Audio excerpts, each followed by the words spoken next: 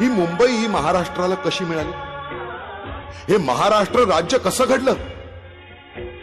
नाही ना सांगू शकत. हेच तर आमच्या बलिदानाचं दुर्दैव आहे. काय घडलं होतं ते ऐकायचंय? ऐक.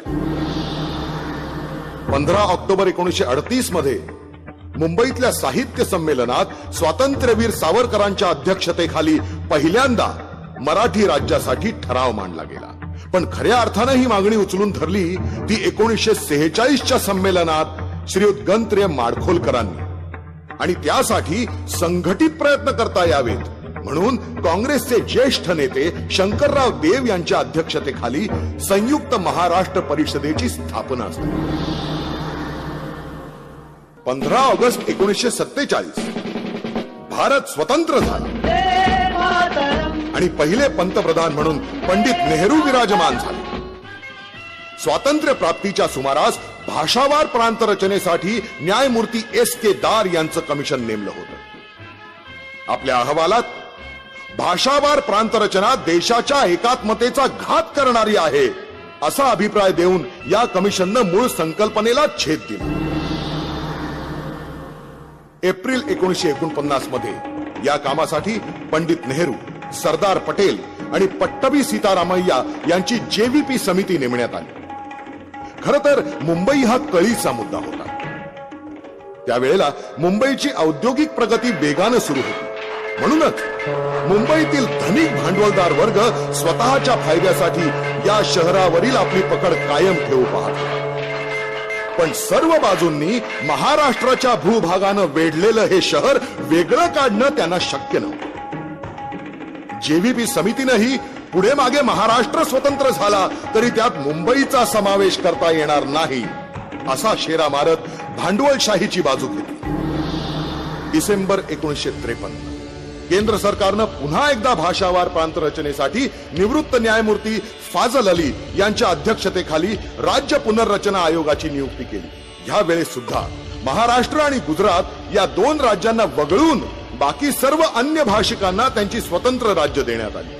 आपल्यावर जाणून बुजून अन्याय होतोय या भावनेनं महाराष्ट्रात संतापाचा ज्वालामुखी धगधगू लागला.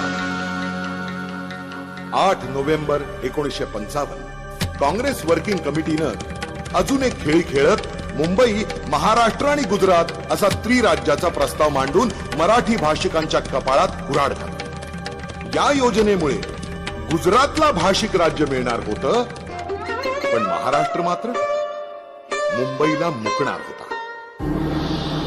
18 नोव्हेंबर 1955 स्थळ चर्चगेट स्टेशन. 500 आंदोलनकर्त्यांचा मोर्चा त्वेषानं विधानसभेकडे निघाला. हा मोर्चा म्हणजे पुढे घडणाऱ्या संघर्षाची नांदी. त्या दिवशी भायखळ्याचं कारागृह संयुक्त महाराष्ट्राच्या जय जयकाराने दुमदुमून. 20 नोव्हेंबर 1955 चौपाटीला तत्कालीन मुख्यमंत्री श्रीयुत मोरारजी देसाई आणि श्रीयुत स.का. पाटील यांची सभा सुरू होती. या देशात काँग्रेस आहे तोवर मुंबई महाराष्ट्राला मिळणार नाही ही मोरारजींची वल्गना, तर आकाशात चंद्र सूर्य असेपर्यंत मुंबई ही महाराष्ट्रात समाविष्ट केली जाणार नाही स.का. पाटलांचं वक्तव्य. ते ऐकून त्यांच्यावर दगड जोड्यांचा वर्षाव करत संतप्त जनतेनं सभा उधळून लावली.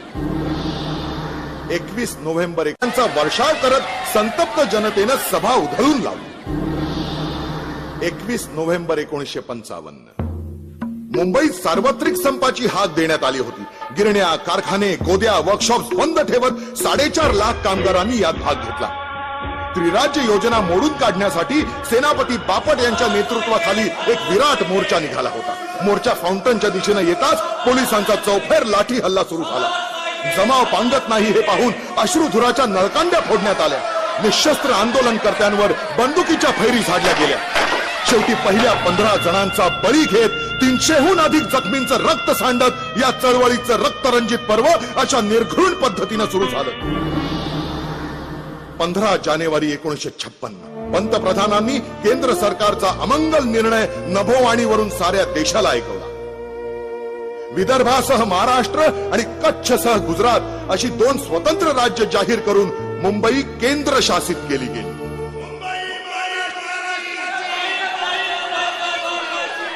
संतप्त झालेली मुंबईची जनता त्या रात्रीच निदर्शनासाठी रस्त्यावर उतरली.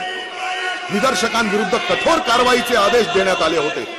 पोलिसांनी गोळीबाराला सुरुवात केली. त्या सरकारी तबेल्याजवळ नाईट स्कूल मधून येणारा बंडू गोखले हा निष्पाप विद्यार्थी पाखरासारखा टिपला गेला. दुसऱ्या दिवशी जनतेनं उत्स्फूर्तपणे बंद पाळला. पहाटेपासूनच चळवळींच्या नेत्यांचं अटक सत्र सुरू होतं. कॉम्रेड डांगे आणि सेनापती बापट आधीच गदाड झाले होते. पोलिसांच्या सशस्त्र गाड्या शहरात गस्त घालत होत्या. सर्वत्र संचारबंदी लागू केली होती. शूट टू किलचा हुकूम देण्यात आला. मुंबईला जणू लष्करी छावणीचं स्वरूप आलं होतं. सतत एक आठवडा पोलिसांच्या गोळीबाराचं पाशवी थैमान सुरू होतं. 16 जानेवारी ते 23 जानेवारी या 7 दिवसात मोरारजींच्या हुकुमावरून 442 वेळा गोळीबार करण्यात आला. त्यात 90 मृत्यू तर 400हून अधिक जखमी झाले होते. मुंबई शांत होण्याची चिन्ह दिसत नव्हती. संपूर्ण महाराष्ट्र पेटून उठला होता. या आंदोलनाचं रौद्र स्वरूप पाहून महाराष्ट्र काँग्रेसचे नेते हादरून गेले. विधानसभेत या गोळीबाराच्या चौकशीची मागणी सुद्धा हुकुमशहा मोरारजींनी फेटाळून लावली. स्वातंत्र्य मिळून अवघी 9 वर्ष होत नाहीत, तोच एवढं भयंकर क्रौर्य मराठी भूमिपुत्रांच्या वाट्याला आलं. ऐनवेळी परिषद बरखास्त करून शंकरराव देवांनी चळवळीतून माघार घेताच लढा पुढे चालू ठेवण्यासाठी एस.एन. जोशी यांच्या नेतृत्वाखाली संयुक्त महाराष्ट्र समिती उदयाला आली. मुंबईतल्या गोळीबाराचे पडसाद दिल्लीतही उमटले. अर्थमंत्री चिंतामणराव देशमुख यांनी मुंबई केंद्रशासित करण्याच्या विरोधात आपल्या मंत्रिपदाचा राजीनामा दिला.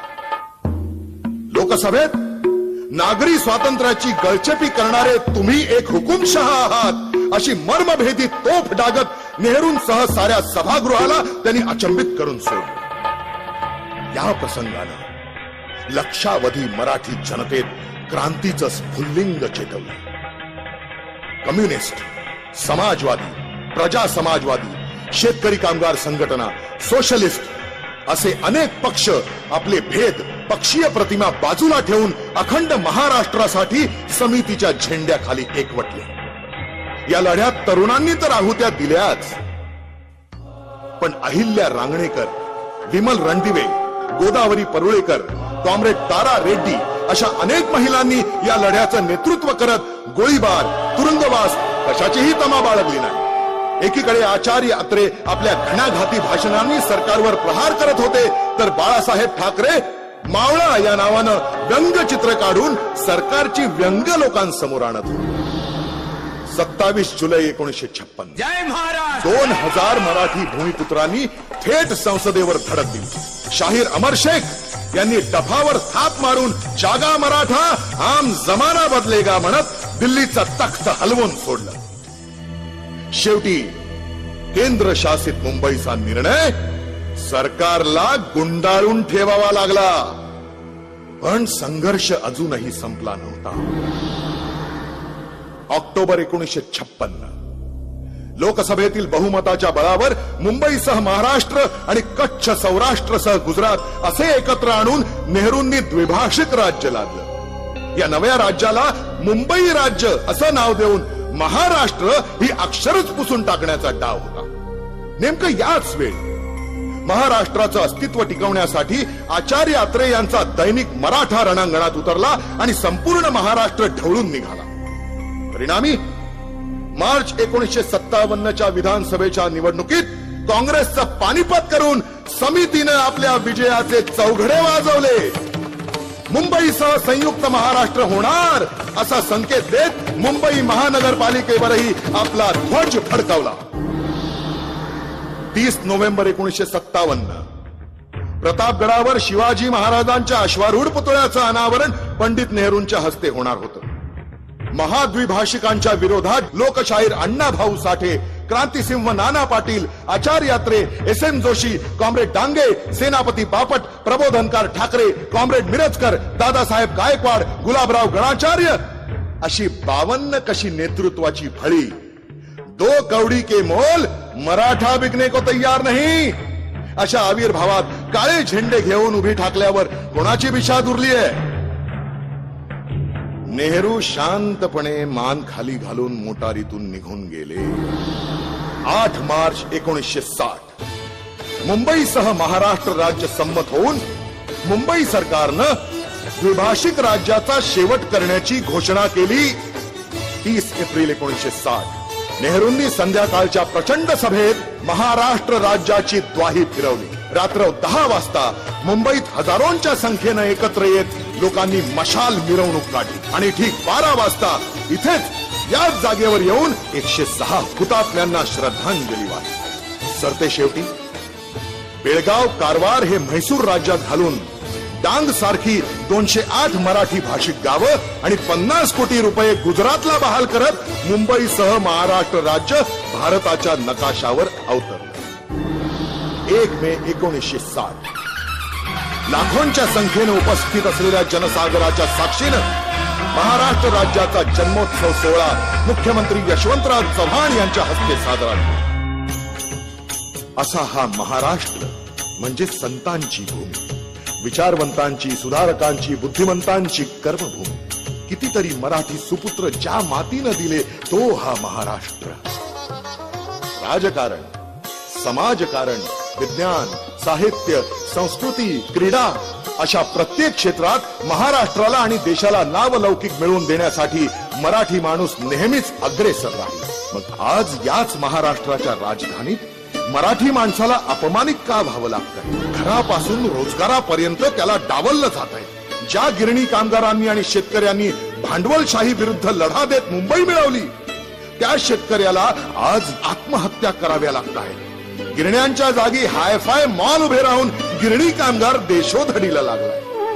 ज्या शिवतीर्थानं महाराष्ट्र राज्य निर्मितीचा सोहळा पाहिला, त्याच शिवतीर्थावर लालू, मुलायम सारखे उपरे येऊन मराठी माणसाला आव्हान देतात आणि स्वतःला मराठी म्हणवणारे आपले राजकारणी वेगळे झेंडे घेऊन आपापसात भांडतात.